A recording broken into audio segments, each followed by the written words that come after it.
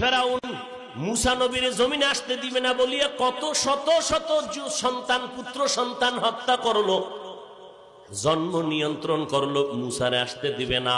আমার আল্লাহর সিদ্ধান্ত, আমি আল্লাহ মুসারে তো জমিনে পাঠাবই না, শুধু তোর ঘরে তোর টাকায় লালন পালন করাইয়া বড় বানাবো।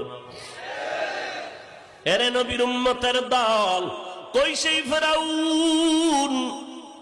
লোহিত সাগরের উপর দিয়া যখন মুসা নবী 12টা বংশের মানুষ নিয়ে দৌড় দিল রাস্তা বানাইয়া, ফেরাউন পিছনে কয় রাস্তা আছে দে দৌড়।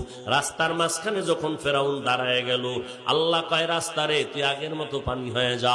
ফেরাউন পানির মধ্যে ডুবতেছে, কয় আল্লাহ মাফ করে দাও, মুসার খোদার উপর ঈমান আনতেছি। আল্লাহ কয় জিব্রাইল যাইয়া লিস্টিডারে সামনে ধর। জিব্রাইলের সামনে কাগজটারে দইরা কয় রে জিব্রাইল তাকায় দেখ, তুই না কইছিলি মালিকের সব খাইয়া যারা মালিকের সাথে বেঈমানি করবে লোহিত সাগরে চুবাইয়া মারা লাগবে, কইছিলি নি? ওই যে দেখ লেখা আছে সব, এবার মর মর মর, তোর আর বাঁচার উপায় নাই। এই টাইমে তওবা করার কোন রাস্তাও এখন আর তওবার রাস্তা খোলা নাই।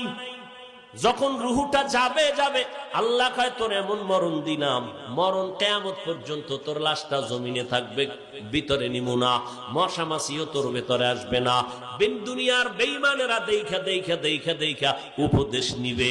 দুনিয়াতে এত বড় বড় নাম সন্তানের মধ্যে তালাশ কইরা খুঁজবা, সারা দুনিয়ার কোন বেঈমানের সন্তান ফেরাউন নামের আসেনি, নমরুদ নামের আসেনি, সাদ্দাত নামের আসেনি? আছে।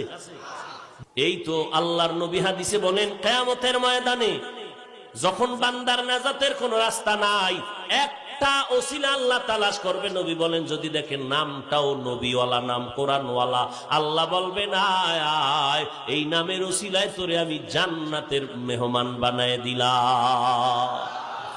আতিনা ফি দারে দুনিয়া না হাসান, আতিনা ফি দারে উকবা না হাসান, ইয়া গিয়াসাল মুস্তাগীসিন হদিনা লাফতিখারা বিল উলুমি ওয়াল গিনা।